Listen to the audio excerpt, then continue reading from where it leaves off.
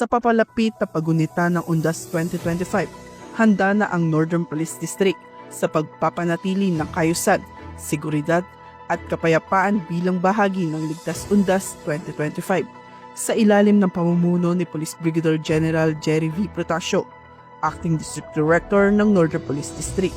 Nakadeploy na ang mga kapulisan sa iba't ibang sementeryo at pampublikong lugar sa Kamanava area upang masiguro ang kaligtasan at kapanatagan ng mga mamamayan, lalo na't inaasahan ang pagdagsa ng mga bibisita sa mga susunod na araw upang gunitain ang kanilang mga yumaong mahal sa buhay.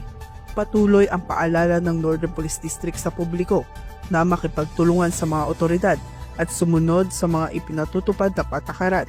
Hinihikayat din ang lahat na agad na ipagbigay alam sa mga pulis ang anumang kahinahinalang kilos o bagay upang maiwasan ang abala at mapanatili ang seguridad ng lahat sa pamamagitan ng malasakit, disiplina at pagtutulungan ng kapulisan at mamamayan. Inaasahang magiging mapayapa, maayos at ligtas ang paggunita ng Undas 2025 sa buong Kamanava. Mula rito sa Northern Police District, ako po ang inyong PNN correspondent, Patrolwoman Glycelan Esperanza, alagad ng batas, tagataguyod ng Balitang Pulis.